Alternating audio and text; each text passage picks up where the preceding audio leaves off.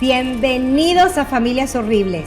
Aquí rompemos el silencio sobre las experiencias en familias disfuncionales, porque ya es hora de dejar de normalizarlo. Sabemos lo difícil que es crecer en una familia así y lo desafiante que es romper el ciclo. Pero queremos que sepas que no estás solo ni sola, que nadie tiene derecho a maltratarte y que mereces paz y amor. Junto con invitados y profesionales, exploramos la realidad detrás de las puertas de estas familias y compartimos información sobre cómo pasar de sobrevivir a vivir. Antes de empezar, les recordamos que nos sigan, pongan like, comenten, compartan. Aunque parece simple, esto nos ayuda a ampliar nuestro alcance, porque nunca sabemos quién necesita nuestro mensaje. Buenas a todos, bienvenidos a un episodio más de Familias Horribles. Yo soy Alicia. Y yo, Ariana, y hoy tenemos el honor de contar con una invitada muy especial, la doctora Vanessa Benjumea, médica, neuróloga, epileptóloga. Vanessa ha dedicado su carrera a entender y tratar el complejo mundo del cerebro. Además de su impresionante labor clínica, se ha convertido en una apasionada divulgadora de la neurociencia, compartiendo conocimientos en sus redes sociales como Journal de Vane, donde nos explica de forma accesible y fascinante los misterios de nuestra mente. Muchas gracias por estar aquí con nosotras, Vane. Gracias a ustedes por la invitación y qué es esa introducción tan impresionante. Bueno, gracias a ti, todo lo que has hecho.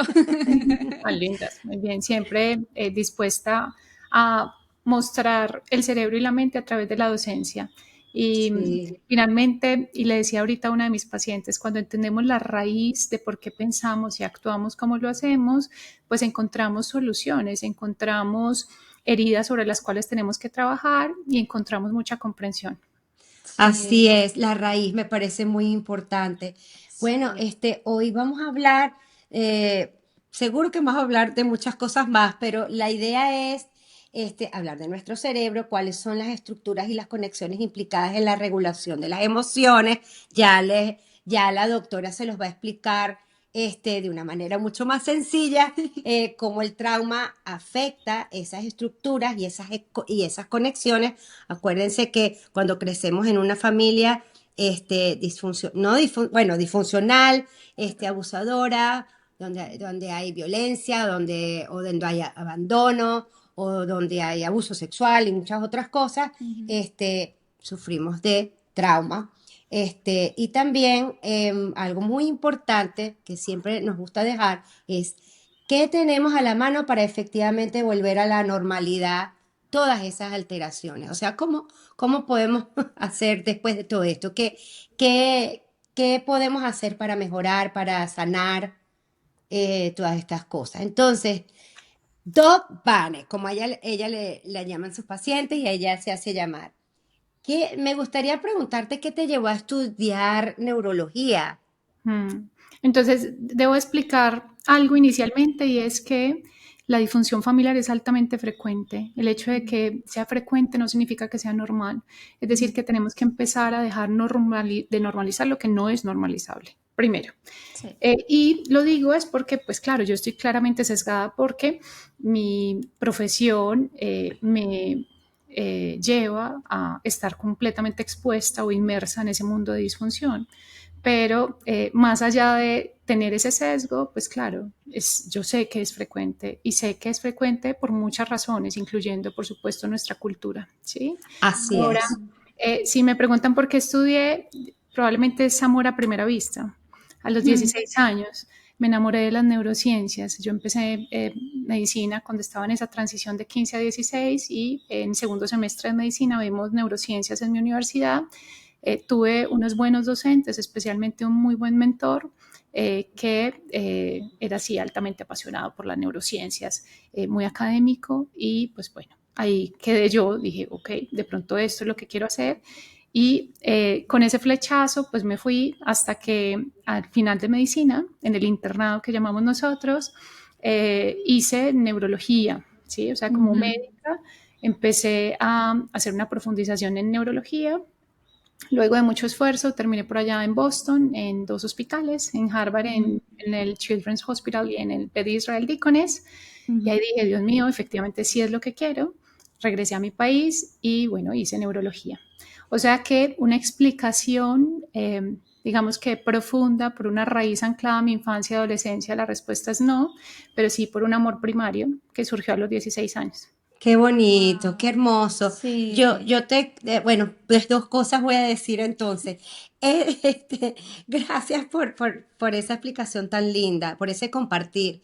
Este podcast, una de las misiones que tiene es romper con la normalización del abuso y del maltrato en el nombre del amor de la familia. Eso es una de las cosas más importantes que nosotros queremos hacer. Y por eso hablamos todos los días. No porque sea tu mamá, tu papá, tu hermano, tu abuelo, tu tío, tienen el derecho de maltratarte de ningún modo, ni emocional, ni físico, ni mucho menos sexual.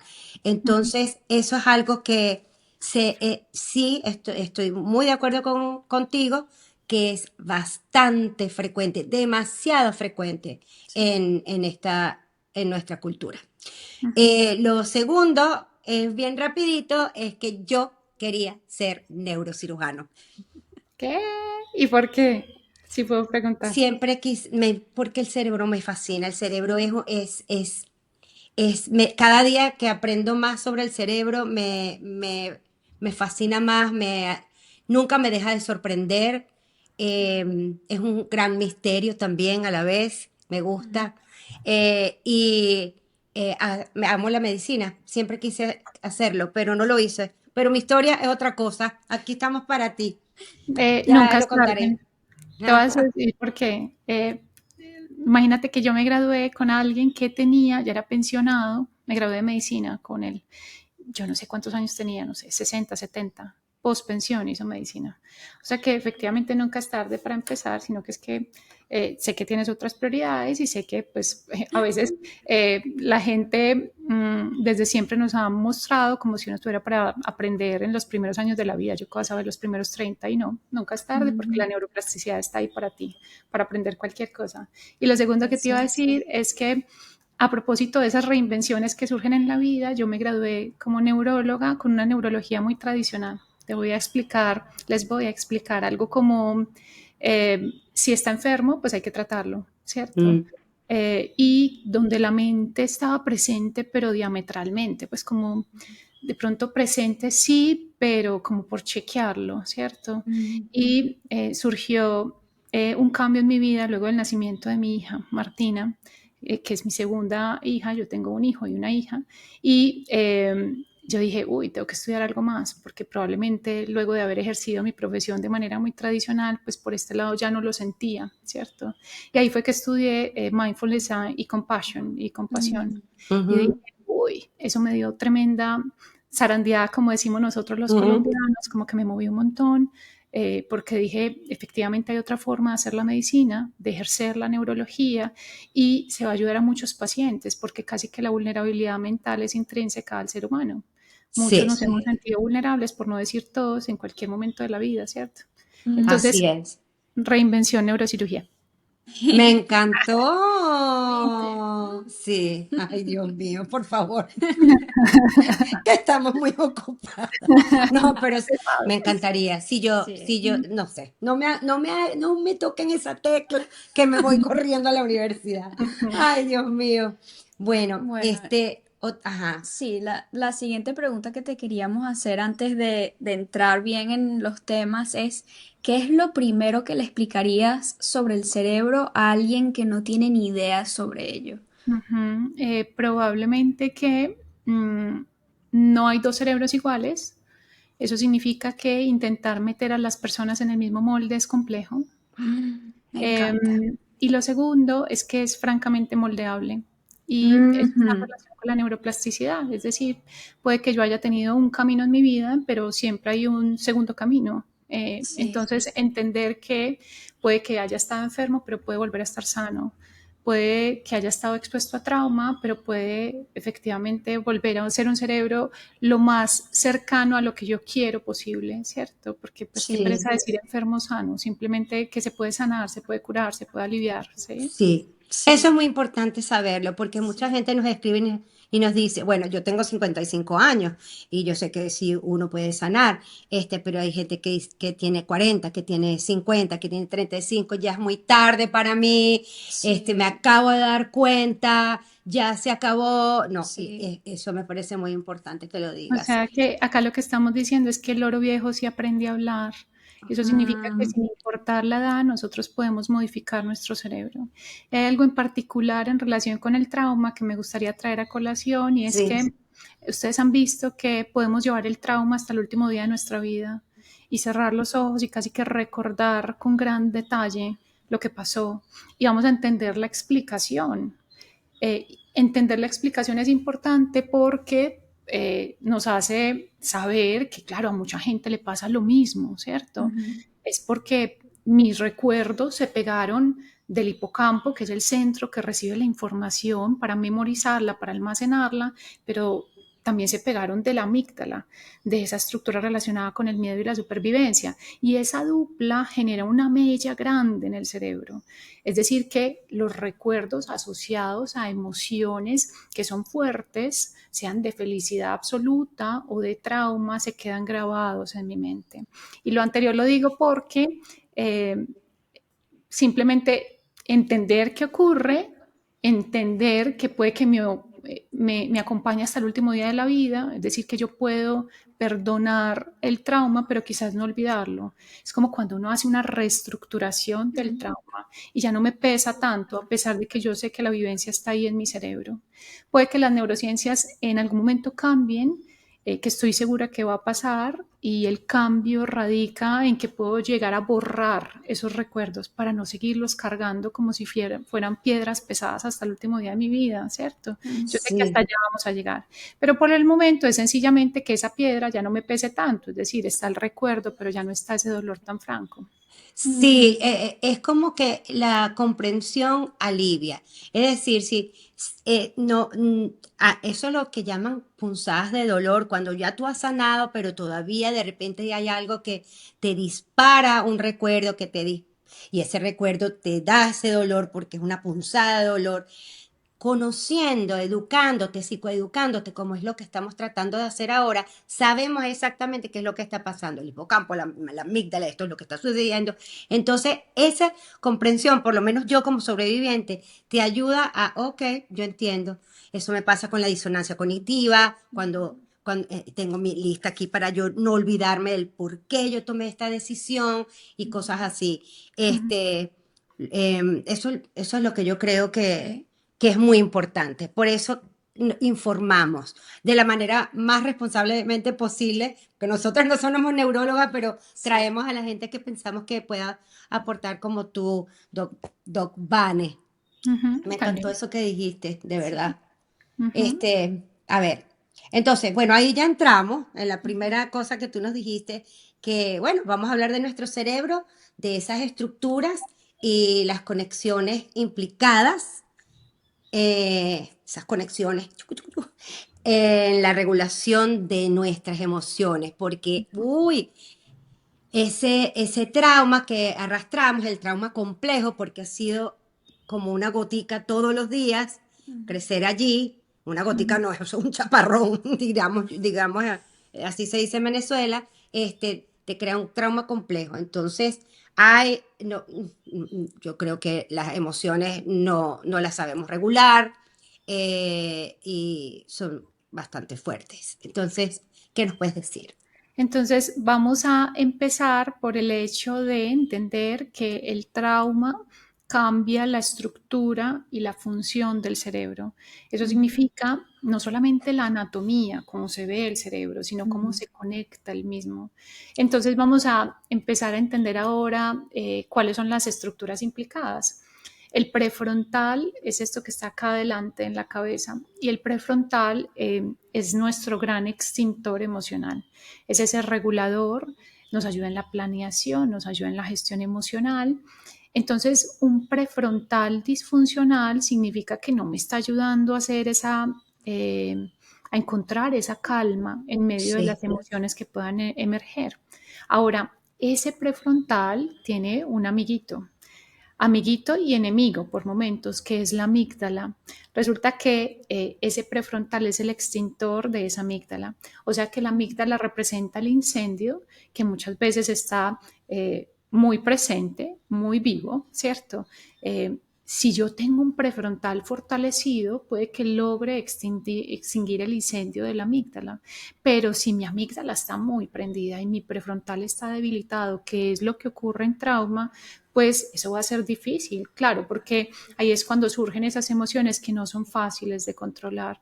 Eh, Antes de empezar a grabar el podcast hablaste de algunas cosas, por sí, ejemplo, la sí, hipervigilancia. sí. Ujú.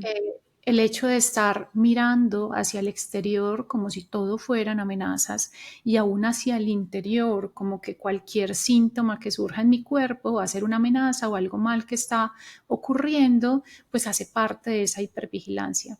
O sea que no saber diferenciar si es una amenaza real o una irreal hace parte de esa alteración de esa amígdala y alteración de ese prefrontal en relación con el trauma. Resulta Sí. que yo les hablé que las estructuras están enfermas, claro, la amígdala y el prefrontal, pero también lo que las conecta. Entonces hay, digamos, sustancia blanca, que son unos tramos, ¿sí? O unas carreteras que comunican ese prefrontal y esa amígdala para que se comuniquen bien. Y nosotros ya tenemos estudios que muestran cómo están esas autopistas en las personas que tienen antecedente de trauma, estrés postraumático, y esas carreteras o autopistas están debilitadas. O sea que no Ah, solamente que la estructura prefrontal y amígdala estén enfermos, sino también las estructuras que lo conectan, los Mm. traumas que lo conectan. Y ahí vamos a entender por qué las personas con trauma pueden tener no solamente hipervigilancia o una hiperpercepción de las amenazas, sino también una alteración en la regulación de las emociones, ¿cierto? Porque mis propios absolutamente. incendios no los logro controlar. Pero por supuesto la neurociencia está ahí para ayudarnos a entender eso y para empezar a fortalecer entonces ese prefrontal y calmar esa amígdala. Hay otras Sí, estructuras que también se afectan y las debo mencionar para que entendamos, sí, sí, porque por a veces favor, Sí. sentimos todo. algunos síntomas y es el hipocampo. Ahorita yo les mencioné el hipocampo que queda ahí al lado de la amígdala, que es esa dupla que queda acá detrás de la sien, en el lóbulo temporal, al lado y lado, es decir, izquierda y derecha. Y si yo tengo un hipocampo enfermo, pues puedo tener una alteración de la memoria. Les voy a poner ejemplos, que de pronto tenga distorsión de los recuerdos o que haya Mm. borrado una parte de mi infancia o que no sepa qué fue del pasado, qué fue del presente, ¿cierto? Sí, Entonces, entender que yo puedo tener una alteración de la memoria en medio de ese trauma, en medio de ese estrés, en medio de ese estado de supervivencia. Hay otra conexión enorme que les quiero enseñar y se las voy a enseñar porque tiene solución, que se llama la red neuronal por defecto. Resulta Ujú. que nuestro cerebro tiene muchas redes y entre esas hay tres grandes redes, se llama así la teoría de las tres grandes redes. Entonces, esta, que es la red neuronal por defecto, se me la van a imaginar como si fuera la línea del tiempo autobiográfica. Eso en cristiano significa mi yo del presente, mi yo del pasado y mi yo del futuro. Cuando nosotros somos víctimas de trauma, esta línea autobiográfica, esta narrativa interna está alterada. ¿Eso qué significa?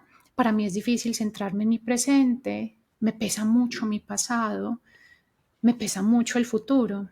Estoy con un bucle de pensamientos una y otra vez como si mi cerebro no se pudiera apagar, o sea que sí, estoy sobrepensando con rumiación en relación con mil detalles que pueden ser para otros sin sentido, pero para mí mi cerebro me los está mostrando. Eh, Puedo sentirme solo, o sea que puedo estar rodeado de un montón de personas, pero la soledad está ahí en mi cerebro y puedo perder el sentido que tiene la vida, ¿cierto? Entonces, entender que esta estructura que tiene múltiples, digamos, puntos en el cerebro de adelante, atrás, izquierda y derecha, está alterada, que eso ya lo entendemos por investigación y que la pregunta ahora es, listo, Vane, yo la tengo alterada, pero entonces, ¿qué puedo hacer?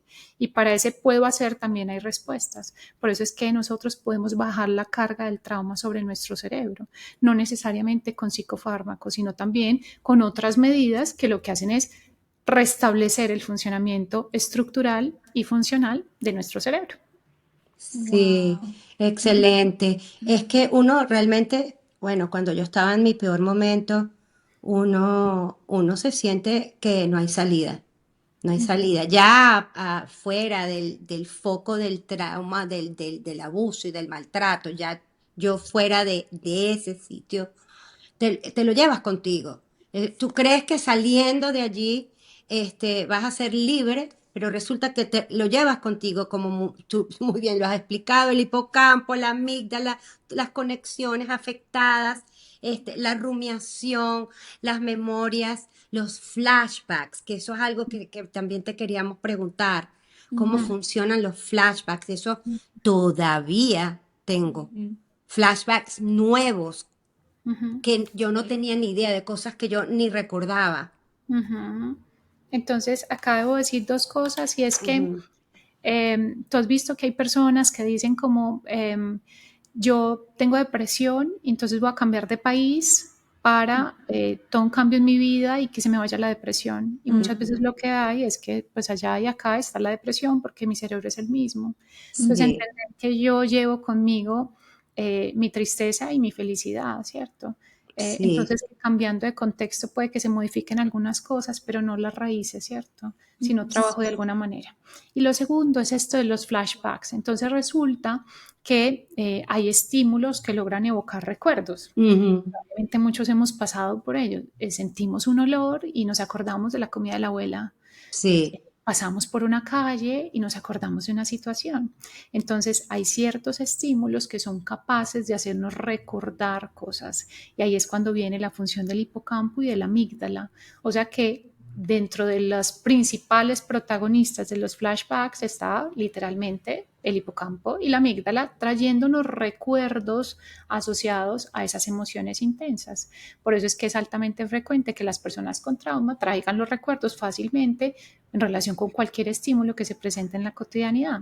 Algo tan sencillo como la voz del victimario, ¿cierto? Sí, Ujú. O como le ha pasado a mis pacientes, ciertos olores en momentos de un abuso, ¿cierto? sí, Entonces, cómo todo es capaz de, nuestro cerebro es capaz de recordarlo ampliamente con lujo de detalles, como si hubiera ocurrido ayer, cuando esto lleva 20 años en mi vida, por ejemplo, Ujú. ¿sí? sí, un sonido, que Sí. es lo que yo creo que, eh, sí, un sonido te puede traer un flashback o un pequeño... Es que además no te das cuenta, yo creo que el cerebro es el que percibe, ¿verdad? Y tú Ujú, ni siquiera te das cuenta y es porque a lo mejor esa persona movió las cejas de una manera, hizo un gesto que conecta Sí. con lo que pasaba normalmente y no sabes por qué te sientes mal. Yo por lo Ujú. menos sufrí de ataques de pánico por más de 20 años. ujú, Y me venían de la nada, o sea, creía yo que era de la nada. Claro. ujú. Era horrible. Bueno, mi hija Sí, te yo puede, los viví con ella mucho, sí. Me sí, ella, imagino. ella Hay, tuvo que aprender a ayudarme. Apoyarla así ujú. desde chiquita. Hay Em, dos cosas y es que entender que la enfermedad de la mente es una enfermedad personal y familiar que ujú, afecta francamente el contexto, ¿cierto? ujú. Por eso es que en parte es como la tarea que tienes tú, Alicia, de seguir trabajando en tu pasado, de forma que la dinámica también se modifique, ¿cierto? Sí, eso he Listo. hecho. Lo Sí, que, sí, eso exacto, hizo. de lo que pasó, pasó, listo, y ahora qué vamos a hacer. Y Sí, Eso. Ariana, yo siento, mi cielo, que vivir eso a veces puede no ser fácil, pero es un superpoder para ti. ¿En qué sentido? Ahora entiendes la vulnerabilidad de la mente. Estar Ujú, vulnerable de la mente no es un estado agradable, ¿cierto? Es un ujú. estado que es francamente difícil de sobrellevar, donde a veces la única puerta que se abre es la puerta de la muerte, ¿cierto? De lo Mm, difícil que es. Entonces, versus otras personas, tú ya entiendes a las personas que están vulnerables y el hecho de sí, entender, pues aumenta la empatía y la empatía es sí, algo maravilloso, ¿cierto? Entonces, yo sí, sé que hemos vivido, como muchas familias, un montón de situaciones, pero eso también nos ha hecho diferentes, fuertes, más empáticos, ujú. ¿cierto? Sí, sí, Ujú, sí, es lo que uno decide hacer con eso. Porque claro, yo podría decidir que eso me arruine, me afecte por la parentificación y todo lo demás, pero estoy decidiendo hacer otras cosas con lo que yo aprendí por esas experiencias. Sí, Tanto exacto, que lo ya ayudan mismo. a más de 80 países. Ujú. Sí, Sí. señor. Sí, y claro, claro que lo he trabajado. Imagínate, aquí estamos nosotras dos. Ya no tengo ataques de pánico hace muchísimo tiempo. Sí, Muchas cosas. Solo que sí hay cositas que todavía yo misma claro. me sorprendo. Digo, pero Ujú. Dios mío, ¿hasta cuándo? Pero bueno, Sí. ya Sí. sé qué es lo que, ya estoy consciente de lo que Ujú. sucede, pero eso es lo que quiero que sepa la gente que nos ve y nos escucha, que Ujú. Exacto. Y me entiendan. Ujú. encanta que digas eso, que a veces como que vuelves y caes, ¿cierto? Y está Ujú. Sí. bien, ¿cierto? Y hay una cosa grandiosa que yo le digo a mis pacientes, es que tú ya entiendes lo que es estar mejor. O sea, que vas Sí, a volver a florecer, ¿cierto? Entonces yo Sí. puedo caer en esos huequitos de la mente transitorios a pesar de un trabajo arduo, psicológico, con medicamentos, con las terapias que tú quieras y está bien, porque la Ujú. mente es así, la mente es traicionera. Entonces está bien caer entendiendo que también te puedes volver a levantar, ¿cierto? Ujú. Me sí, yo lo encanta que veo. la gente se Exacto. lleve eso. Sí, yo lo veo que es parte del proceso, porque el proceso de sanación o sea, tú sigues así el resto de tu vida, Ujú, este, cuidando ese jardín. Yo lo llamo así, es un jardín. Y bueno, de repente estas rosas están un poquito más sequitas, entonces hay que echarle más agua, pero tú mantienes tu jardín. Y bueno, a ujú. veces suceden esas cositas, pero yo no lo veo ya como un retraso, o sea, Mm. como echar para atrás, sino que Para es nada. parte del proceso. Ujú, Sí. ujú, Cuando uno entiende qué es lo que está pasando, que es por eso ujú, que estamos ujú. informando. Sí, y me gusta mucho que estamos hablando de esto y me ayuda a ir a mi siguiente pregunta, que es esto de tener mucha compasión por nosotros mismos en estos momentos y, y dejarnos sentir lo que estamos sintiendo, no intentar reprimirlo. No. Entonces mi pregunta es, ¿qué sucede en el cerebro cuando reprimimos una emoción en lugar de expresarla? Espectacular esa pregunta. Estaba pensando que al inicio me dijiste que me gustaría que las personas se llevaran de concepto del cerebro, ¿te acuerdas? Ujú. Sí. Y en relación con lo que dijo Alicia, es que el cerebro es francamente dinámico, ¿cierto? Dinámico significa, en relación con esto que estamos hablando, que el alivio no es lineal. Es decir, que Ujú. tiene retrocesos, tiene vaivenes y ya está, ¿cierto? Es entender Ujú. eso. Entonces, que es dinámico, me parece grandioso como, digamos, característica adicional de nuestra mente. Ujú. Y ahora, esto de escapar de las emociones es algo que yo siempre enseño en mis talleres, porque ya hay estudios que muestran que cuando yo decido echarle tierra a las heridas, tierra al dolor, lo único que estoy haciendo es activando áreas de mi cerebro que no me permiten regular. ¿A qué voy? Cuando yo quiero gestionar mis emociones, lo que tengo que prender es el prefrontal, que ya lo hablamos ahorita, Ujú. hacia la mitad. Se llama el prefrontal ventromedial y ese es el que Ujú. se comunica con la amígdala. Sin embargo, cuando yo decido dejar todo atrás, porque en teoría no me está pesando, lo que activo no es ese prefrontal de la mitad, sino el prefrontal lateral y ese no se comunica con la amígdala. O sea que lo que estoy Ah, haciendo cuando escapo a las emociones, cuando decido no regularlas, no procesarlas, es dejando la amígdala en pleno incendio, ¿cierto? Por eso es que sí. vuelven a emerger las emociones en cualquier momento, por eso es que no hago buena regulación emocional, por eso es que el estado de supervivencia persiste. Y acá vengo a decirles algo y es que escapar de las emociones no solamente es cuando yo decido no trabajar sobre mi pasado. Escapar de las emociones es cuando yo decido desfigurar el yo. Les voy a poner un Ajá, ejemplo. sí, por favor. Cuando digo voy a consumir licor para apagar mis penas, Ujú. voy a meterme en algún tipo de adicción para que no me duela tanto, ¿cierto? Ujú. Esa desfiguración de lo que soy yo en el presente, siempre que estemos en eso, cuando estemos consumiendo mucho licor, cuando estemos en drogas, cuando nos estemos yendo del camino, nos tenemos que preguntar, ¿será que yo estoy escapando a algo de mi yo? Escapando a mi yo del pasado, escapando a mi yo del presente, hay algo que no me gusta, ¿cierto? Ujú. Probablemente si nos empezamos a preguntar y si hay alguien en casa que tenga, por ejemplo, consumo problemático de licor, vamos a encontrar soluciones a esto. Es porque quizás en mi casa vi que mi papá tenía un consumo problemático de licor y pues bueno, ya adopté como eso y estoy escapando a eso, pero decidí adoptarlo para mi vida. ¿cuál es esa raíz de por qué estoy desfigurando al yo? ¿De acuerdo? Mm, Interesante, sí, ¿cierto? Muy sí. interesante. Ay, Ujú. no, Entonces, escapar de las emociones no es una opción. no, no, no, no. Ujú, No, y no hay emociones malas. No sé ujú, si podrías decir algo sobre eso, que las personas piensan que la rabia es mala o que la ansiedad es mala, que el estrés es malo. ujú. ¿Sabes qué Eh, siento de eso? Otro título adicional para nuestro cerebro es que el equilibrio hace la diferencia. Es decir, es normal que yo me torne reactivo frente a una sensación, una situación amenazante. Es normal mm, que yo me torne triste, pues porque algo me lo está generando, ¿cierto? Pero los extremos son los malos. ¿A qué me refiero? ujú, La vida es como esto, donde está la X y la Y está repleta de altibajos. A veces yo estoy en los altos, a veces estoy en los bajos. ¿Qué sería lo raro? Que yo esté todo el tiempo en los bajos. Es decir, ujú, que a veces en un mega hueco y otras veces como saliendo a la superficie de ese hueco. ujú, Otra cosa también, lo contrario, los altos, no todo el tiempo tengo que estar con una sonrisa en la cara, no todo el tiempo tengo que ujú. estar absolutamente vivaz, no, para nada. Lo normal en el ser humano es que estemos en los altos y en los bajos y eso es lo que está bien, el equilibrio, ¿cierto? Mm, Entonces esto de que las emociones no son ni buenas ni malas, no, las emociones están ahí para acompañarnos. El problema radica es cuando nos vamos para los extremos y esos extremos persisten en el tiempo.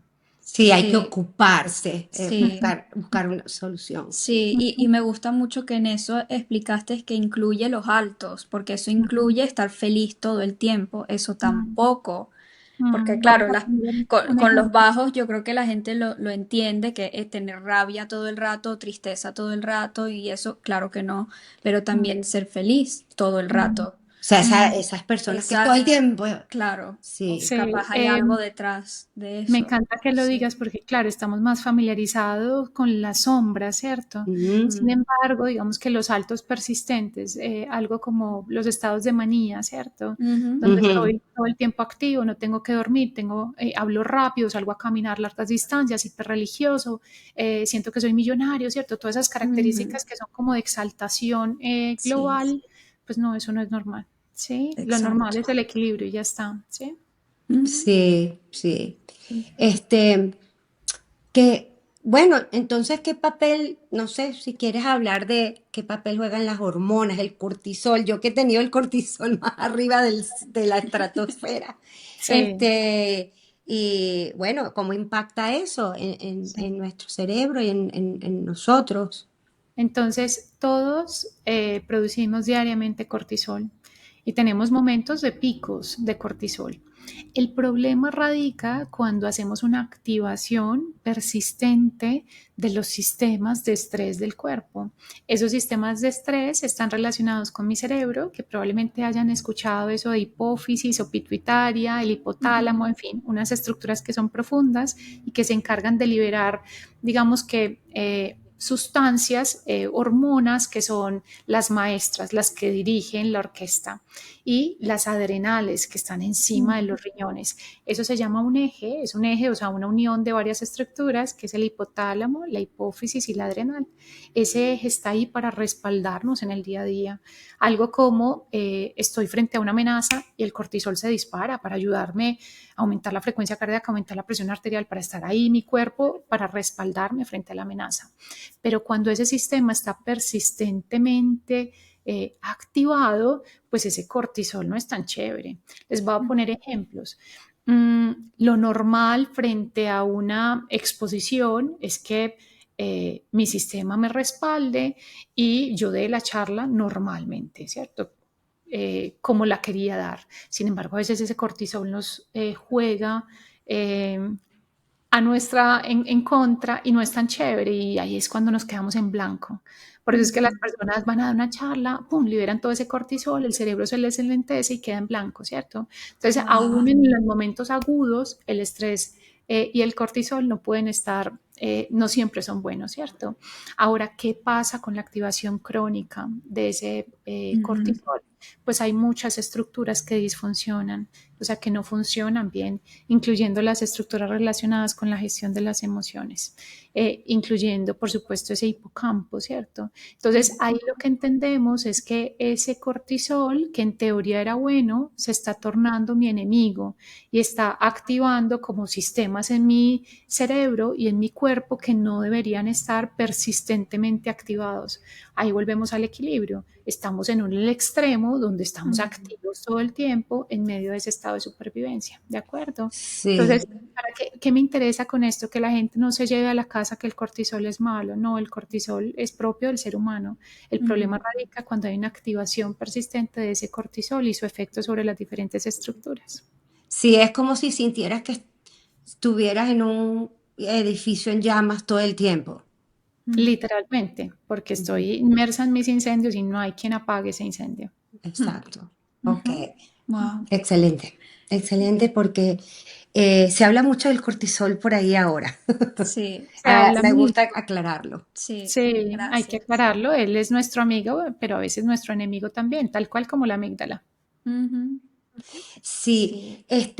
me gustaría hablar un poquito más sobre cómo afecta la memoria, porque hay personas que, yo sé que comentaste algo, que dijiste algo sobre eso, pero es que am, hay personas que de verdad no se acuerdan de nada, por ejemplo, hasta los 15 años.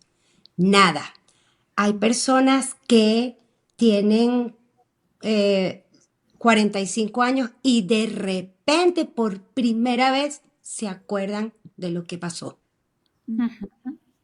Es decir, que como el trauma en este tipo yo siempre lo enfoco Entorno. Sí, el trauma que uno vive en en una de estas casa. familias afecta. O sea, ¿por qué sucede eso? Ujú. Entonces, acá vamos a partir del hecho que yo siento que los problemas que tenemos no son de almacenamiento de la información, sino de evocación de la información. ¿Eso qué Ajá. significa? Nosotros terminamos grabándonos el trauma.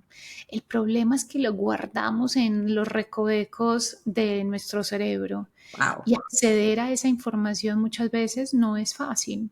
Por Mm, eso es que puede que algunas personas se acuerden perfectamente del trauma y otros que lo tengan muy escondidos y que solo aflore o salga a la superficie cuando estamos en psicoterapia, cuando nos hacen algún tipo de hipnosis, cuando estamos meditando, cuando estamos en estados expandidos de conciencia, que es por ejemplo la meditación en los sueños, bajo medicina psicodélica. Entonces, entender que yo siento, y hay una explicación alrededor de eso, que puede que sí hayamos almacenado todo, sencillamente es que no logramos acceder a la información desde ese plano consciente. Ya cuando nos Ujú. metemos en nuestro inconsciente y empezamos a explorarlo, es que sale esa información. Y el hecho de que salga la información, pues claro, es dolorosa porque estoy entendiendo, reactivando dolor, reactivando heridas, pero también es que estoy encontrando soluciones porque yo ya sé dónde está el problema, ¿cierto? Entonces, mm, encontrar esa semilla que no fue buena en mi vida, porque no todas las semillas generan árboles con flores, es relevante, ¿cierto? Ahora, hay otras cosas que quiero mencionar y es que hay estudios que muestran que hay personas que tienen genes protectores de trauma. ¿Eso qué significa?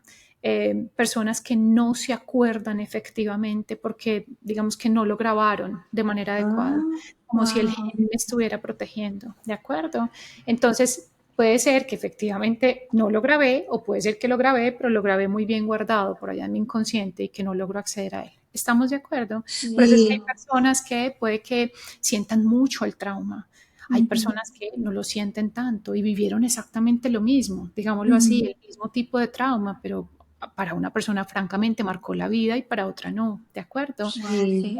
También hay estudios que muestran que mmm, yo nací de cierta manera, es decir, mi cerebro tenía ciertas características.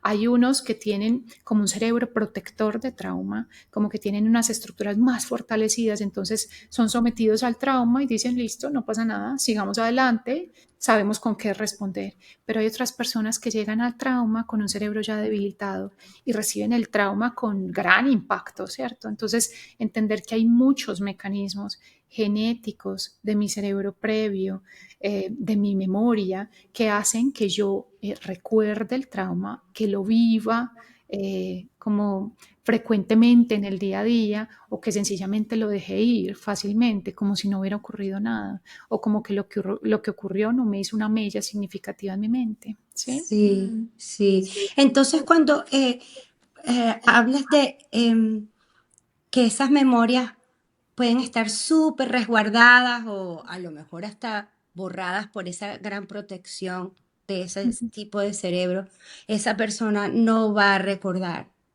Ujú. Hay personas que no recuerdan, pero sí hay muchas personas que logran acceder a la memoria, ¿sí? Sí, Y por por, eso es que es importante trabajar.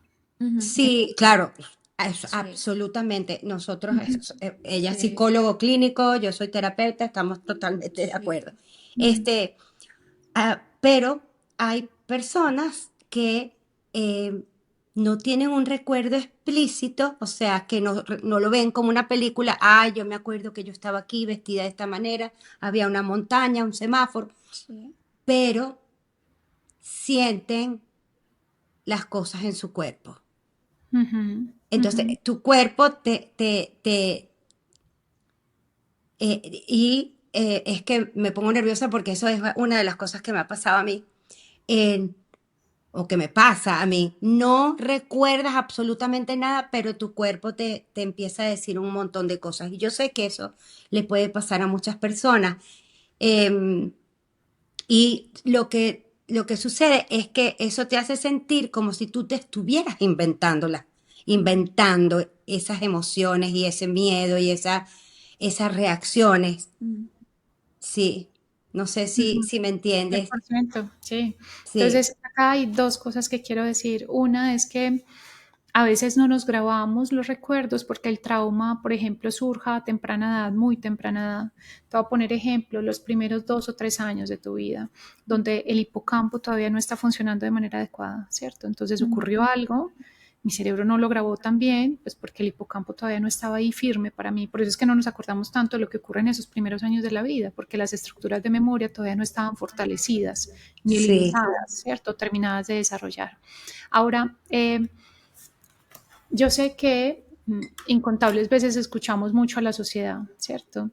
Y cuando estamos trabajando en bienestar mental, creo que literalmente es dejar de mirar hacia los lados, dejar de escuchar lo que está ocurriendo alrededor y empezar a mirar hacia adentro.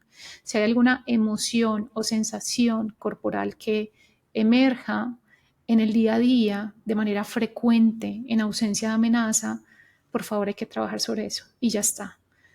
Créanme o no, ¿cierto? No pasa nada, ¿cierto? Ujú. Es decir, en tu proceso no tienes por qué tener el respaldo de otros, por supuesto, mucho menos de la familia, ¿cierto? sí. Porque yo tengo muchas familias que dicen, pero es que a usted no le pasó nada.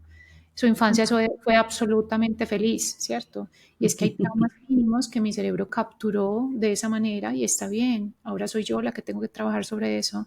Así mi familia me diga que mi infancia fue la más feliz de las infancias. Sí, sí, sí, sí, Sí, sí.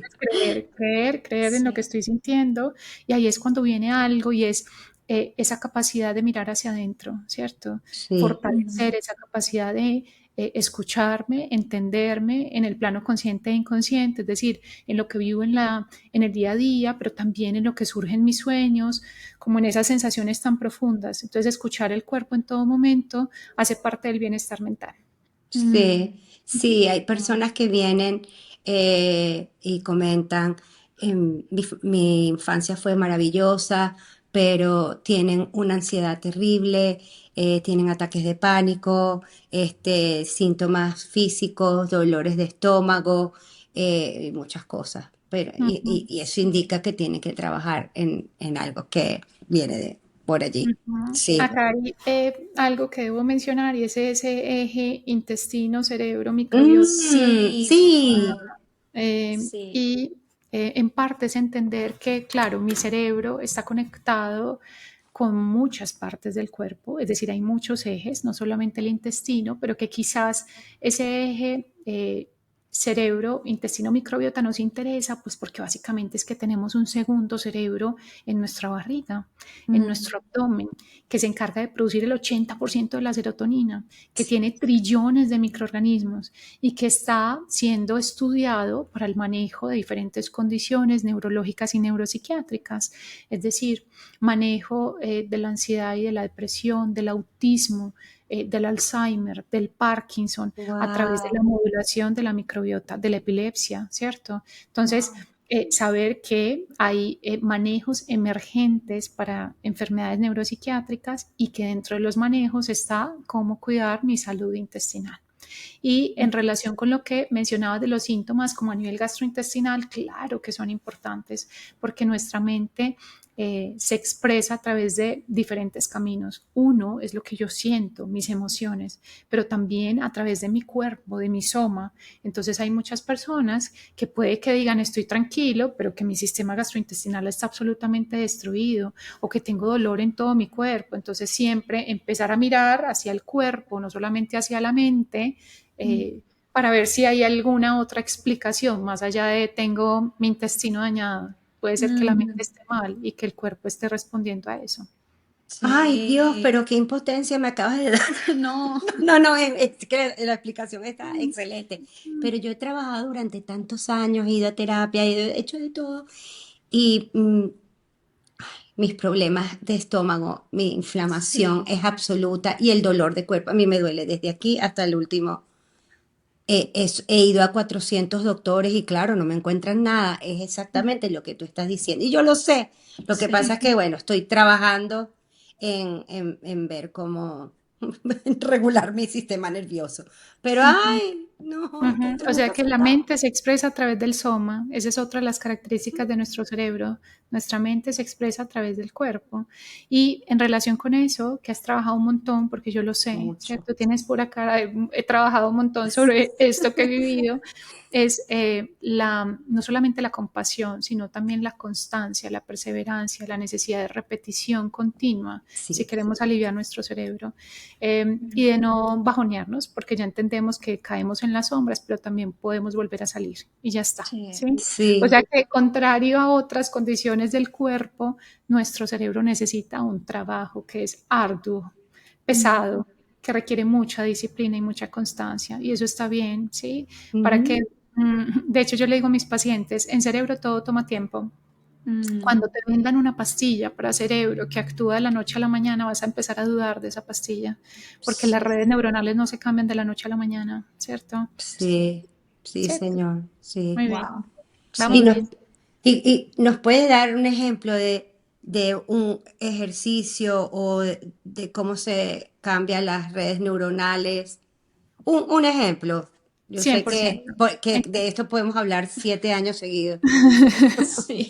7 años seguidos. Entonces, bueno, vamos a pensar, ¿qué dice la neurociencia para fortalecer el prefrontal? Y una de las estrategias que tenemos a la mano no farmacológicas es el ejercicio físico Ujú. cardiovascular.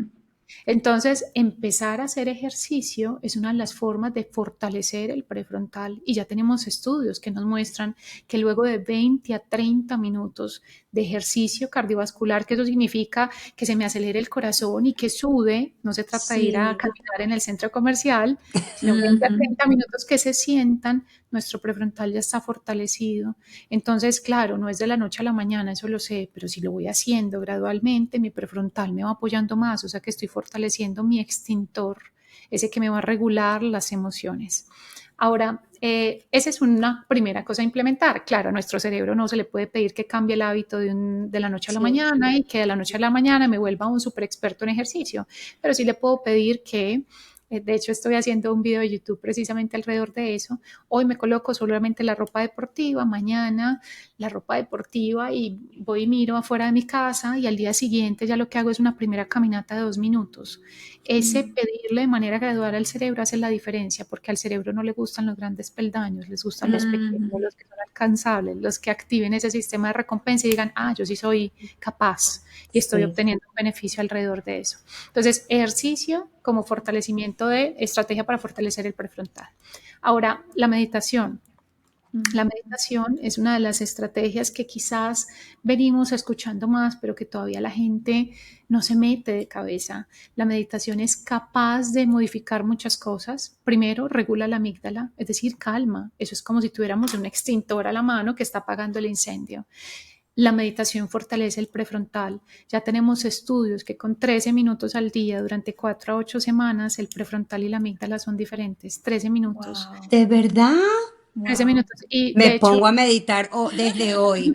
yo le digo, ya voy a hablar de eso porque a veces no es fácil y yo sé que deben Sí, estar yo sé. pensando en casa de eso, pero podemos empezar con 2, 5 minutos. Hay una regla en Exacto. neurología que se llama la regla de los 2 minutos, empezar con 2 minutos al día y ya está, y empezar a hacerlo de manera diaria, que es finalmente lo importante.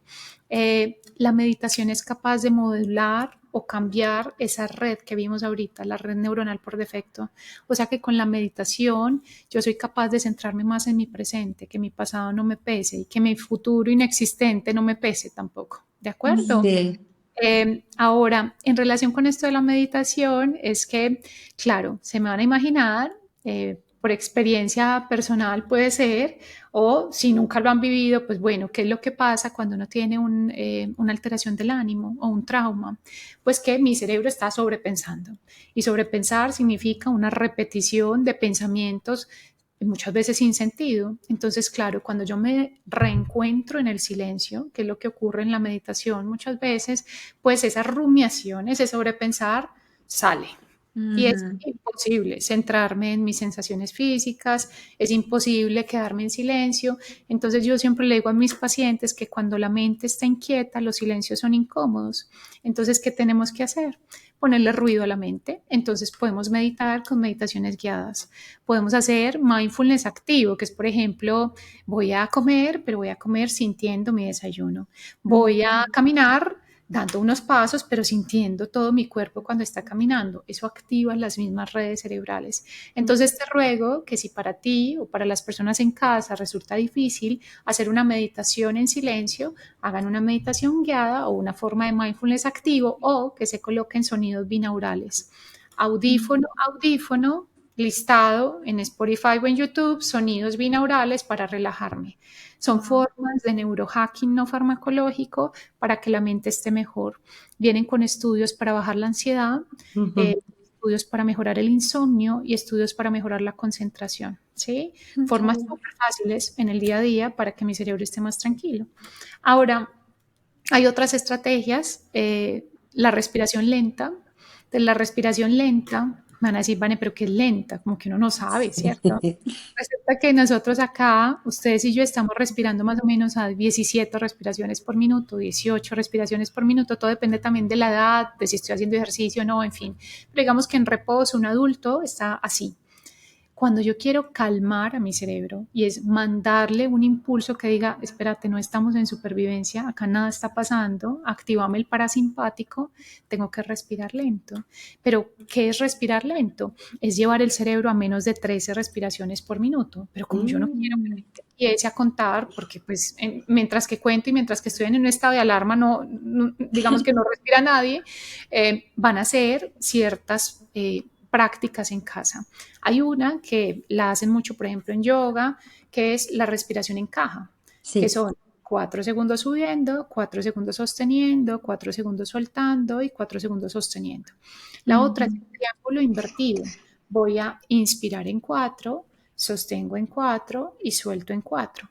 Hay una que siempre me gusta enseñar, que me encanta, que se llama el suspiro fisiológico, que es de Ujú.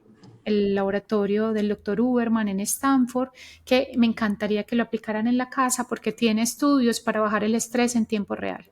Entonces, si yo siento que el estrés está consumiéndome en ese momento, voy a inspirar por la nariz.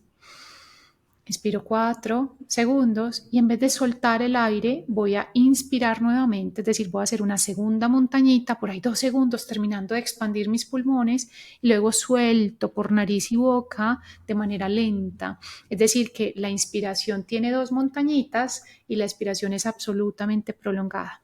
Repetir 3 ciclos de este tipo de respiración hace que bajamos el estrés en tiempo real. Entonces, nunca es tarde para empezar a respirar diferente. Es una respiración respiración para la cual tenemos que entrenarnos, pues porque nuestro cerebro está casi que habituado a respirar de cierta manera, como en un estado de supervivencia, porque todos vivimos, muchos Sí. vivimos en un estado de caos. Entonces respiramos sin expandir los pulmones, respiramos al contrario, no soltamos, no sale la barriguita cuando estamos inspirando, en fin, entonces empezar a aprender a respirar, que sea por la nariz y de manera lenta, pues hace la diferencia sobre esos sistemas de alerta. Sí, Wow, ay, me encantó sí, eso, pero sí, sí. te voy a decir algo. Bueno, todo de a poquito, de los 2 minutos que tú hablas, yo lo llamo el camino de la menor resistencia, porque el cerebro no le gusta cambiar, no le gusta lo que no es familiar, entonces hay que Ujú. irlo haciendo como amablemente para que él se vaya sintiendo, ah, bueno, No está esto tan muy mal. mal, sí. Ujú, Pero con respecto a la respiración, cuando yo estaba metida en mi terapia de trauma, Ujú. a mí me mandaban ejercicios de respiración, yo no podía hacerlo. ujú, Me disparaba. O sea, hoy en día es la primera vez que yo puedo respirar, hacer la respiración abdominal y la del cuadradito que dijiste. Por fin después de muchos años. Porque antes yo me mandaban a respirar y eso era, es que Si nada más pensarlo te daba me más alteraba. taquicardia, sí. Sí, porque, ujú. no sé. Entonces, acá varias cosas. Uno es que no todas las estrategias son para todas las personas Ujú. y no todas las estrategias son para ese momento de mi vida en particular, tal cual lo que te pasó a ti. Antes no lo Sí, hacía, ahora sí soy capaz de hacerlo. Así con cada una de las Mm. técnicas de neurociencias, las técnicas de mindfulness. Lo segundo que dijiste es eso, que el cerebro tiene resistencia a los cambios y hay una explicación en relación con eso. Si yo repito una y otra vez algo, lo que estoy haciendo son autopistas, digamos, más fuertes, más profundas. Para mi cerebro va a ser más fácil ir por una autopista que ya está formada. claro. Pero si yo en teoría llego y le muestro que quiero una super autopista al día siguiente, el cerebro va a decir, no, espérame, vamos haciendo esa autopista y vamos debilitando la otra en el proceso. Por eso es que esos pequeños pasos son grandiosos para el cerebro. Y hay algo Ujú. que tampoco le gusta al cerebro y son los vacíos. Entonces hay personas que dicen, no, yo voy a dejar de hacer esto y ya, punto. No, el cerebro le gusta que todo esté rellenito. Entonces en vez de quitar de 100 a 0 un hábito negativo, te ruego que por favor lo vayas llenando con uno positivo, porque al cerebro no le gustan los vacíos. Sí. Ahora, de la respiración, de por qué te generaba como el pánico o pues digamos que no era fácil para ti, debo decir varias cosas y es, puede que eso sea un estímulo para ti que evocara un recuerdo Sí, eh, de manera consciente o inconsciente. Eh, Cuando yo estoy en un ataque de pánico, respirar lento con las estrategias que acabamos de mencionar no es fácil, diría yo que imposible. Entonces te ruego que si estás intentando respirar y en medio de un ataque de pánico no te da, está bien, esa no es la estrategia que Ujú. necesito ya, puede que sea después, pero en pánico necesito otra cosa, sea farmacológica o no farmacológica. Y acá vengo con una posible estrategia para aplicar en casa, pues porque no todo el mundo tiene a la mano medicamentos. Han escuchado de los métodos de frío, ¿cierto? sí, Ujú. Muy bien, entonces son casi que terapias de choque para el cuerpo, decir, listo, estoy inmerso en esto y mi ansiedad me está consumiendo y mi mente está hablando una y otra vez y no se calla y no se calla. Entonces una opción es darme una ducha con agua fría. Entre más fría sí, esté el agua, mejor.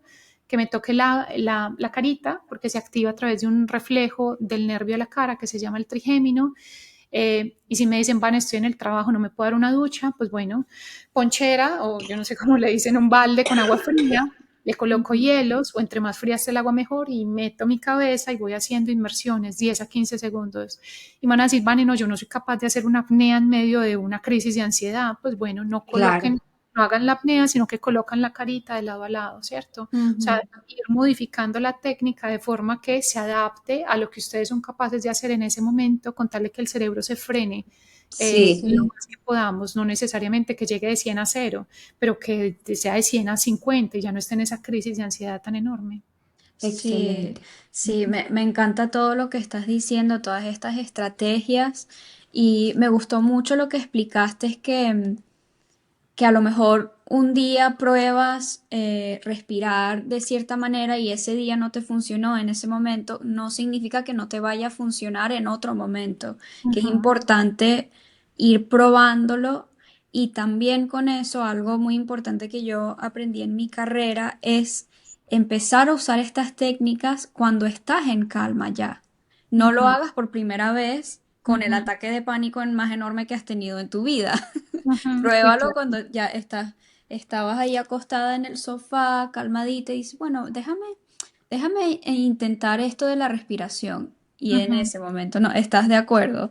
Te Estoy veo, 100% sí, de acuerdo. Estaba sí. pensando que ojalá esto lo escucharan muchas mamás y papás, muchos docentes, porque una de las metas que tenemos en pro del bienestar mental de nuestros niños y nuestros adolescentes es la implementación temprana de las estrategias de regulación emocional y mental.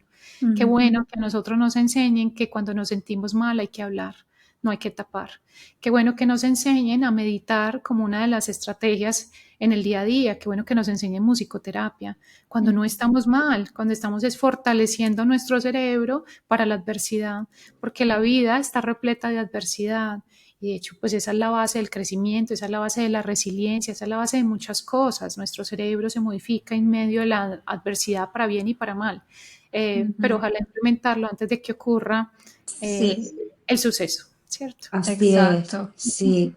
Ujú. ¿Por qué entonces, por Sí. qué el cerebro a veces repite patrones dañinos, incluso cuando sabemos que eso nos lastima? Ujú. Eso Todos pasa hacemos lo mucho en mismo. este tipo Sí.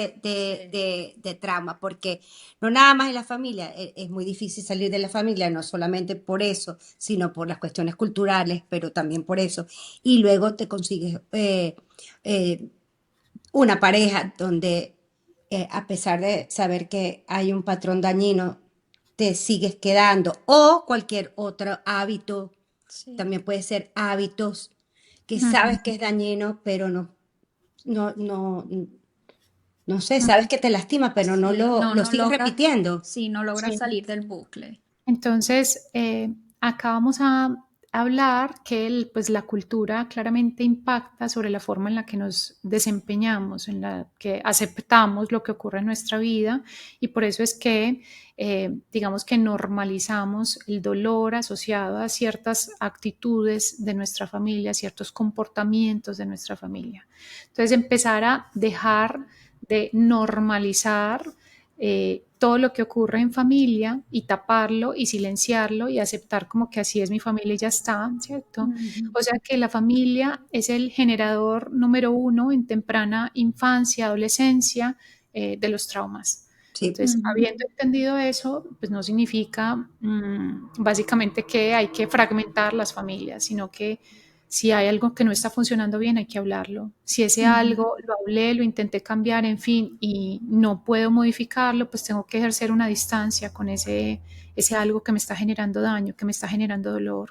O sea que sí se puede generar fronteras, límites con la familia y está más que bien en pro de mi bienestar mental.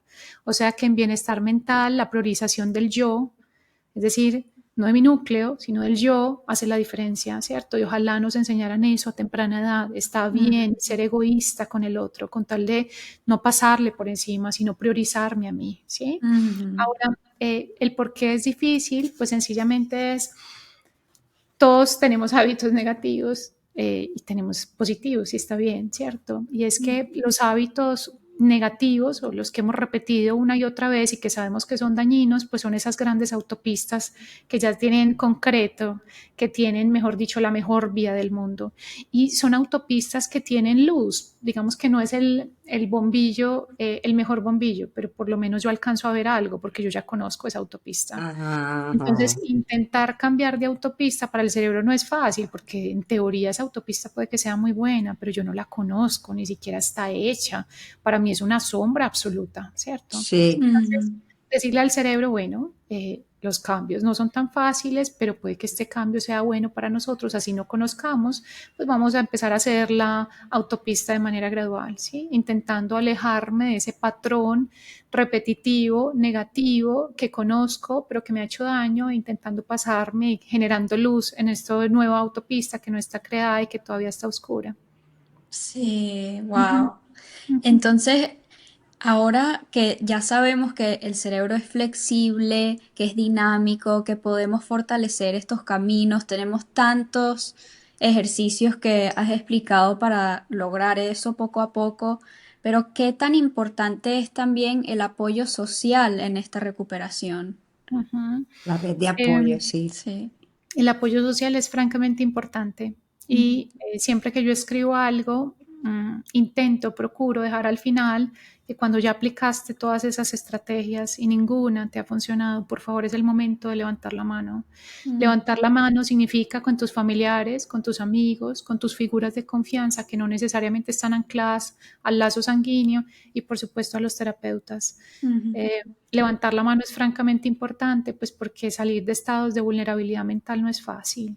Nadie dijo que No, era fácil, hasta el momento lo hemos planteado como algo factible, pero que implica trabajo arduo. sí. Entonces, levantar la mano es muy importante. Ahorita te dije, Ariana, que lo que hiciste tú de apoyar, de soportar, no era fácil, pero que te hizo una persona muy chévere, ¿cierto? Una persona empática y que entiende la vulnerabilidad. Y en algún momento hablaremos del impacto sobre tu selección de la carrera, ¿cierto? Sí. Entonces, saber que las figuras que tengo al lado, pues que no sean muchas, pero hay una que me va a dar la mano, ¿sí? En Ujú. momentos donde yo estoy inmersa en sombras, pareciera que no hay salidas. Y lo dije ahorita, que la única puerta que está abierta es la puerta donde yo ya no estoy, ¿cierto? Ujú. O donde mi mente ya no está, donde mi mente está en silencio, pero no es así, ¿sí? Ujú. Entonces hay que quitarse esas gafas del trauma, de la depresión y de la ansiedad de alguna manera, sea con lo que haga yo, con lo que otros me enseñen, entendiendo que estoy segura que esas gafas sí Ujú. se pueden quitar. Claro, me van a decir, Vane, pero yo conozco a alguien que tiene una depresión y que ya le hicieron de todo y no le funciona nada. Sí, hay casos de casos, pero la mayoría de las personas implementando ciertas estrategias van a volver a quitarse esas gafas y estar bien, ¿cierto? Porque estar Sí. bien es factible. ¿No? Sí. Sí. Pedir ayuda es algo maravilloso. Ujú. Perdón, Sí. yo tuve que aprender a pedir ayuda, pero sí quiero dejar claro que a quien le pidas ayuda o donde busques esa ayuda, puede ser un libro, puede ser el terapeuta, puede ser un amigo, puede ser alguien de confianza, te tienes que sentir a salvo con esa persona, con esa información, te tienes que sentir empatía y que te Validación. validación. Si Sí. tú no Ujú, sientes eso, tiras el Ujú. libro en la basura, te vas de ese consultorio o cuelgas la llamada y buscas a la persona Sí. o a la Ujú. herramienta que te ofrezca eso. Eso. ujú. Mm. Estamos de acuerdo. Sabes que estaba pensando que Sí. buscar ayuda en este caso no es tan fácil porque Ujú. nos enseñaron desde siempre a tapar o ser como una roca, ¿cierto? El que no Sí. siente o el que supera todo muy fácil. Ujú. Eh, o sea que nos podemos llegar a mostrar vulnerables en otros procesos de enfermedad. Por ejemplo, soy hipertenso, busco ayuda, soy diabético, busco ayuda, ¿cierto?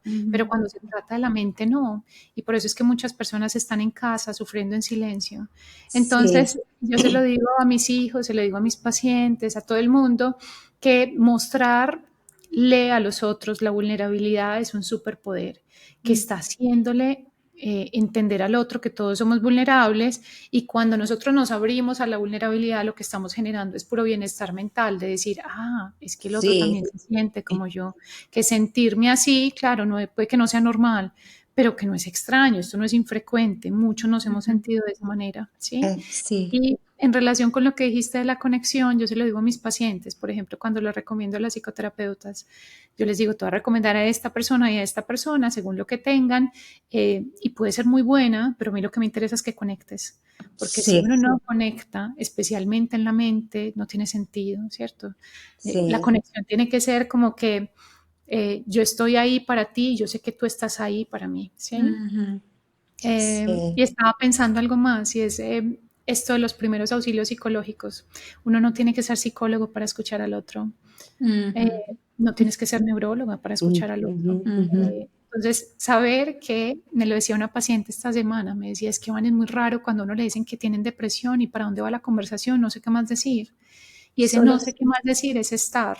sí, exactamente, solo escuchar, sí. estar, creerle, hacerle Y, sentir que le y crees. decir eso, decir, no sé qué decirte, pero estoy aquí para escucharte. Ya está, Y te creo, aquí aquí estoy, estoy. valido Ujú, todo lo que estás diciendo, aquí tienes un hombro, yo te acompaño, yo me tiro al suelo contigo. Sí, ujú, y preguntar qué puedes hacer para ayudarlos. ujú, Preguntarles a ellos, tú no tienes por qué saber Si qué le no va a sabes, no ayudar importa. qué le va a ayudar a esa persona. Les preguntas, ¿qué necesitas? ¿Qué ujú, necesitas de mí?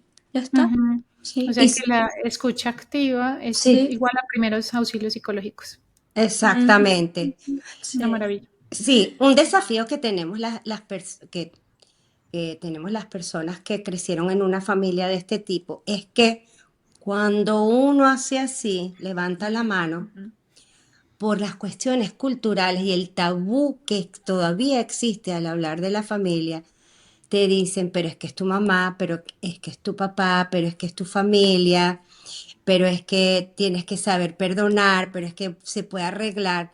Y hay muchos casos en que esto no es posible. No se puede arreglar porque no hay relación, porque tu mamá o tu papá puede ser una narcisista, psicópata o lo que sea. Pero bueno, Ujú. lo mismo les digo, si levantan la mano y no te están validando lo que tú sientes, sigues buscando hasta encontrar o a un amigo o una amiga, a una terapeuta o lo que sea que te haga sentir validado, Ujú. validada, que te Ujú, Sí, crean, que te escuchen, no ujú. sí. importa lo que sea que tú digas allí. Hay una Sí, cosa que les iba a decir, es que ustedes han visto que a lo largo de la vida nosotros tenemos control sobre ciertas situaciones y otras que no, pero básicamente es control sobre nuestra propia vida. Nosotros no podemos controlar cómo actúe el otro, cómo me responda el otro, cómo me apoya el otro. sí, Exacto. Está bien, si hay algo que yo digo, levanto la mano y ese otro no estira la mano para ayudarme, está bien, o no entiende lo que estoy sintiendo, digamos que ni siquiera comprende la magnitud del hecho, está bien, yo eso no lo puedo controlar, entonces hay que buscar otro camino porque ahí francamente no es. Exacto. sí, Exacto. sí. Sí. Ah, eso Bueno, me encanta. sí. Bueno, yo tenía solo otro tema que tocar en esto de la recuperación, que es qué tan importante es el sueño, el dormir durante todo este proceso. Dios, Ari, qué Ujú, pregunta. El sueño es, ahorita lo mencionamos como un estado expandido de conciencia. El sueño es algo que es familiar para todos, pero francamente enigmático en neurociencias y que gradualmente lo venimos entendiendo. El sueño es psicoterapia mientras dormimos. ¿A qué me ujú. refiero? ¡Ay, qué maravilla Mira, esto! Las Dios santo, personas tengo que que dormir. tienen, las personas que tienen algún trastorno del ánimo tienen que dormir bien y dormir de manera profunda.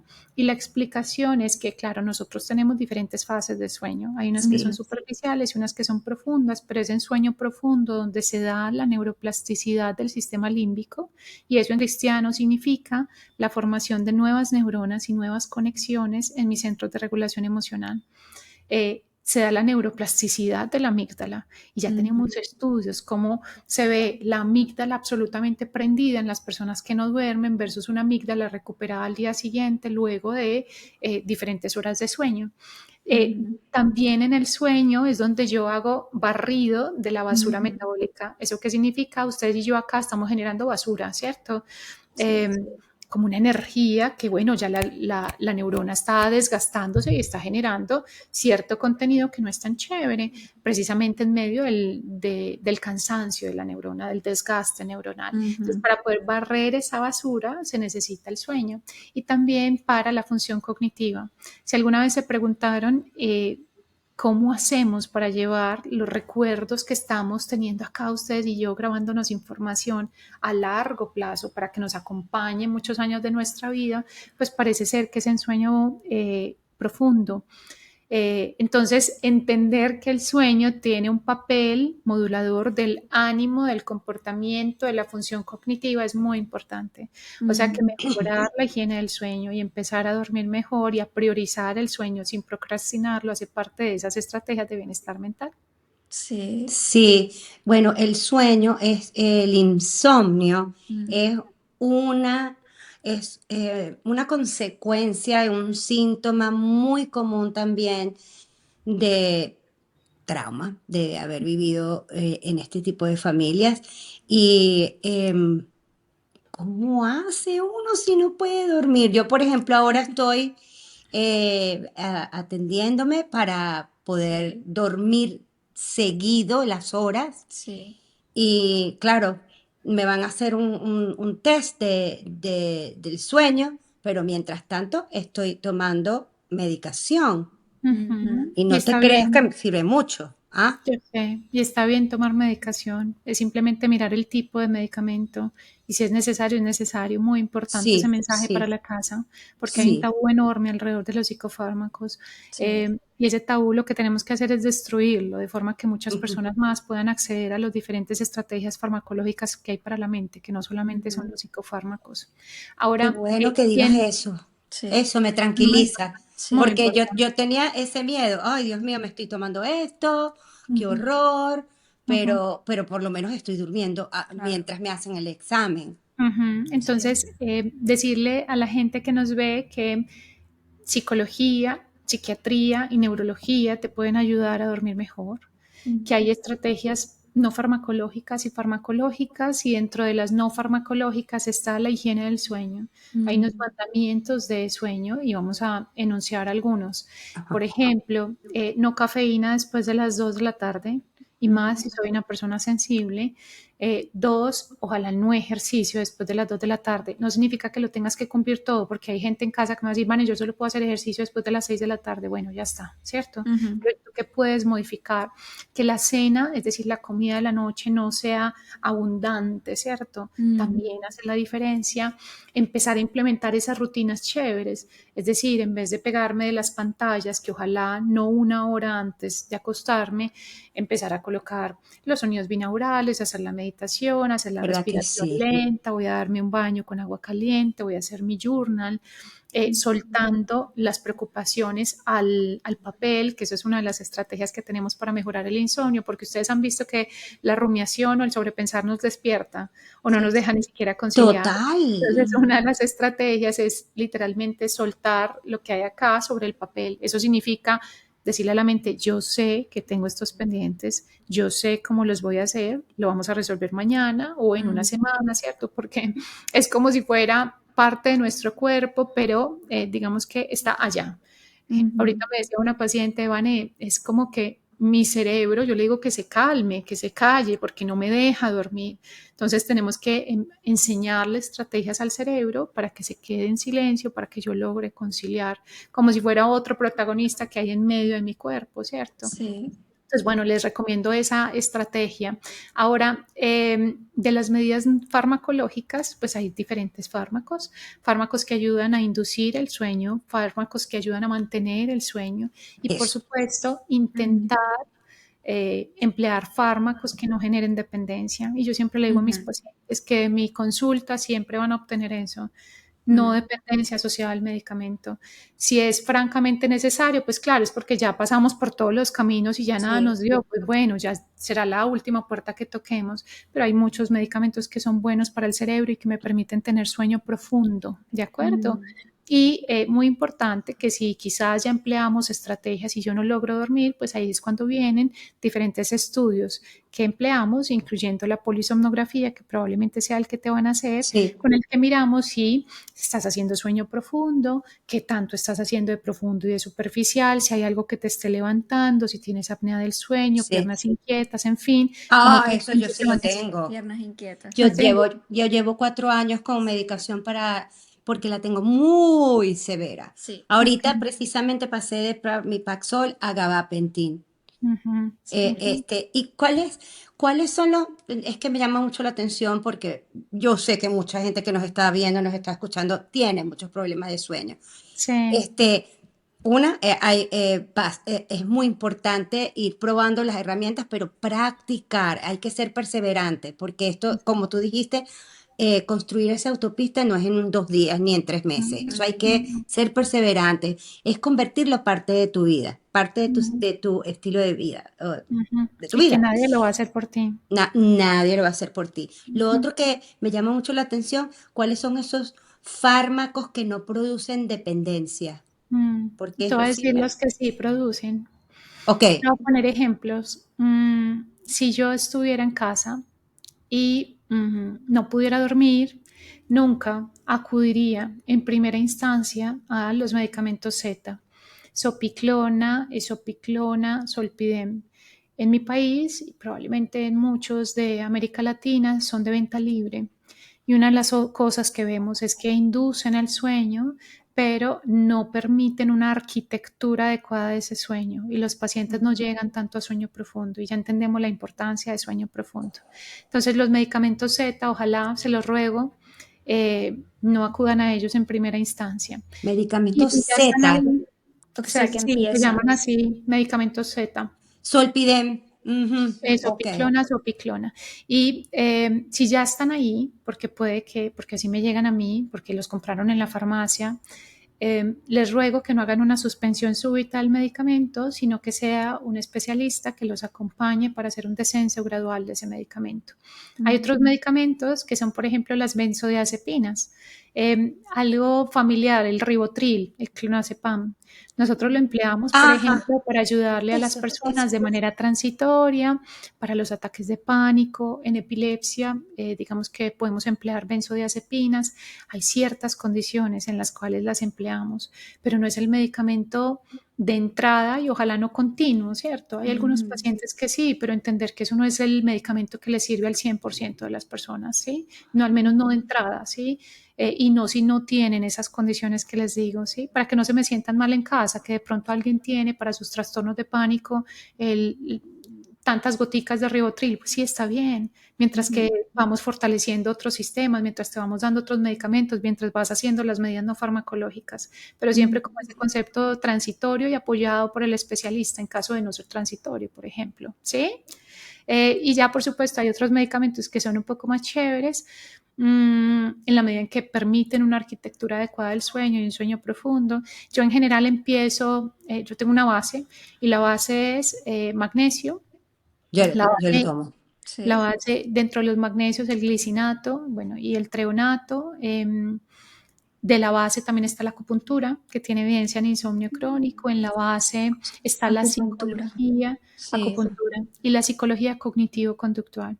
Si nosotros sí, tenemos un paciente con insomnio crónico, esa es la primera línea de manejo, ¿cierto? sí. Y también empleo melatonina y sé que hay, digamos, mucho disconfort alrededor de la melatonina, los usos, si funciona o no funciona, pero bueno, yo prefiero darle a mi paciente todas las medidas que sean, digamos, lo más sanas para su cerebro posible, ¿cierto? Y Ujú. entre menos fármacos, mejor. Al menos yo veo Claro. así mi medicina, ¿sí? Sí, Ujú. sí, mejor no darlo por hecho que no le va a funcionar, sino probar y después ya si no funciona, sigue a lo siguiente, Y sí. no se imaginan la cantidad de sorpresas que me llevo. Es decir, un montón de Claro. personas que empiezan a dormir mejor.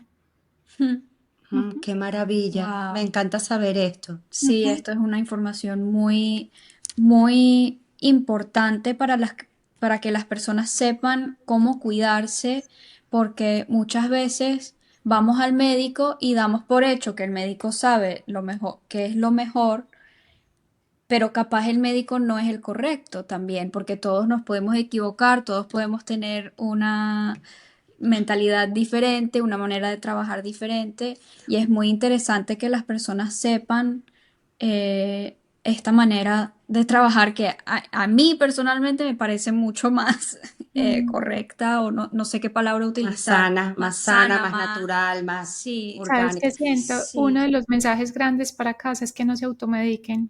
Se lo ruego. sí.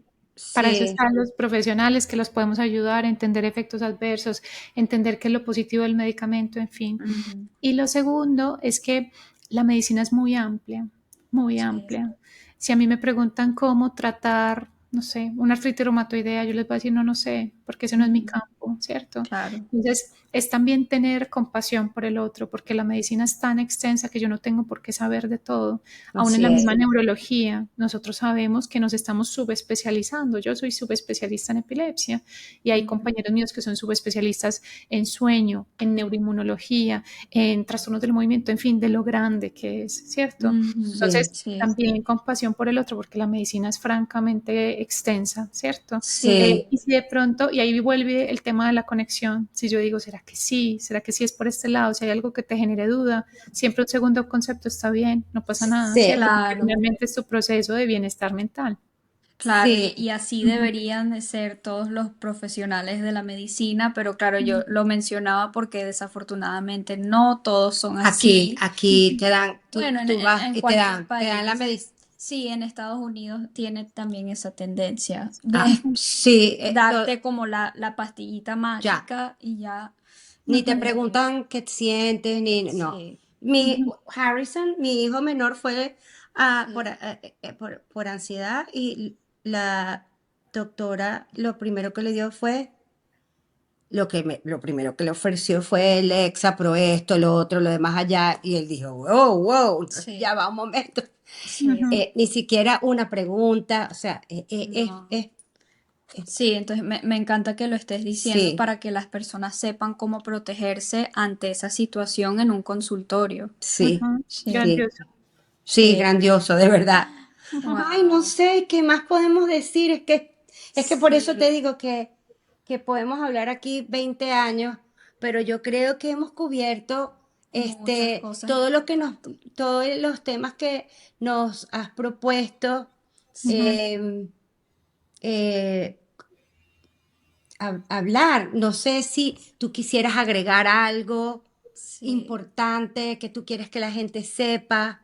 Sí, primero que siempre es posible estar mejor. Segundo, que hay muchos profesionales dispuestos para ayudarlos. Sí, Es decir, que los estados de vulnerabilidad mental siempre es posible salir. Eh, lo siguiente es que, por supuesto, los espero en mi consultorio. Eh, claro, por favor, dinos todo Sí, que lo vamos a poner sí, en la todo, descripción de este episodio. sí. En todas partes vamos a poner tu información, pero por favor, dila aquí. Sí. Dale, entonces yo estoy en Colombia, pero los veo virtual. La mayoría de mis pacientes no son colombianos, pero también de otros lados. El número es más 57-320-748-8390. Ahí mis asistentes les pueden ayudar. También me pueden contactar a través de mis redes sociales en Instagram como Journal de Bane o dogbane.laneuróloga, que también es algo nuevo que estoy haciendo alrededor de neurotecnología. Pueden verme en TikTok como Journal de Bane, pueden verme en YouTube, que es un proyecto reciente donde voy a hacer mucha docencia, que vamos para nuestro segundo video, también en pro del bienestar mental y del neurohacking. También estoy como Journal de Bane, Doc Bane. Tengo unos libros, que son esos libros que yo los veo como una forma de tomarme un cafecito y leer algo. Ujú. Son libros de bolsillo, como los llamo yo, Sí. son libros digitales. Hay algo que viene por ahí en sorpresa, yo después les contaré, pero en Sí, este momento están los libros digitales alrededor del síndrome del impostor, alrededor de algo que yo llamo la receta para la felicidad, que son 20 pasos fáciles, otro, cómo ser un antiprocrastinador profesional, con 50 técnicas desde las neurociencias, y otro que se llama el templo del alma, que es cómo el journaling terapéutico te puede ayudar a fortalecer el cerebro y cómo aplicarlo a través de 100 preguntas fáciles en la cotidianidad. Entonces, Wow. espero que todo esto les encante, que Sí, conecten con esta forma de hacer medicina y por supuesto que estén mejor, ¿sí? sí, Hay algo, sí. Ari, y para ti, Alicia, grandioso, y es que nosotros nos estamos ayudando, dedicando a ayudar a las personas que no están bien, no están pasando por momentos agradables. Entonces yo creo que eso es lo más bello de nuestra profesión, ¿sí? Porque ayudarle a cualquiera que está enfermo es importante, pero cuando estás ayudando a alguien que está en medio de las sombras, eso hace gran diferencia cuando uno los ve ya diferentes, cuando sale esa flor que estaba ahí escondida y que al inicio no se veía. Así Eso me es. parece grandioso de nuestra profesión. Sí, sí, sí, sí, sí. sí. De verdad, esto ha sido un honor tenerte. Yo te llevo siguiendo hace mucho tiempo. Eh, me encanta tu contenido porque es muy fácil de entender, Sí. de digerir y queremos darle toda la información posible de todas partes a nuestros oyentes, a los que nos ven, para darles esperanza de que sí se puede salir de allí, de esa sombra, de esa oscuridad. Yo conozco esa sombra, yo llegué al hoyo más oscuro que, que yo creo que pueda existir, por lo menos en mi opinión, y no sé, yo salí de ahí.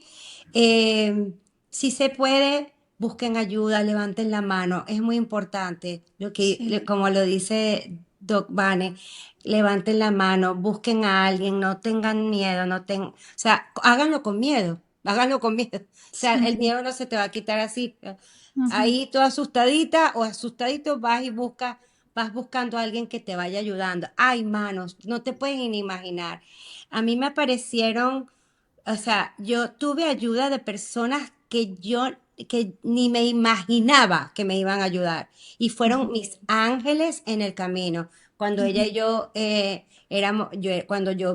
vivíamos solitas. Ujú. Eso fue, eso fue maravilloso. No te imaginas, te puedes llevar sorpresas. Sí. Y Ujú. bueno, por favor, sigan a la doctora Vane. Nosotros vamos a poner toda la información en la descripción de su episodio y les damos las gracias de estar aquí escuchándonos y viéndonos Sí. como todas las semanas. Recuerden que necesitamos de su ayuda. Ahorita vamos a Sí, levantar la nosotros mano. levantamos la mano Este es un siempre. proyecto súper, am, no es fácil hacer esto. Sí. No. Es de lunes a lunes que nosotros preparamos esto para que tengan esta información a la mano y cada día se hace más grande y más exigente y no damos abasto. Estamos exhaustas. Entonces Sí, pedimos, sí, siempre tenemos un enlace en la descripción también para donaciones y si alguien de ustedes puede aportarle, el mínimo es $1 americano, si tienen la capacidad de hacerlo, si no, siempre pedimos que los comentarios, los likes, compartir esta información tan importante, eso nos ayuda también a impulsar el proyecto, a hacerlo crecer y y apoyarlo. sí, y si hay algún sponsor por ahí, por casualidad. Bueno, También, nunca se sabe. El universo Uno con sí, nunca todos sabe sus si lo va a movimientos. oír. sí, Pero esto es muy wow, importante. Esto que estamos haciendo es muy importante porque da esperanza y se rompe, no porque queremos romper con esas creencias de que tú sí. te tienes que aguantar cualquier tipo de abuso y normalizarlo porque es tu papá, tu mamá, tu hermano, tu tío. No, eso se acabó. No, aquí no. Y gracias, Doc Vane, por ayudarnos a Sí, difundir ese mensaje en este Un sí. placer. episodio. Gracias a ustedes por Gracias. acompañarme y por conversar tan bueno. Pasé muy bueno. Ay, qué Bye. bueno. Gracias por unirte a otro episodio de Familias Horribles, donde la verdad nos libera y el dolor se transforma en paz. Les recordamos que nos sigan, pongan like, comenten, compartan. Esto nos ayuda a ampliar nuestro alcance porque nunca sabemos quién necesita nuestro mensaje.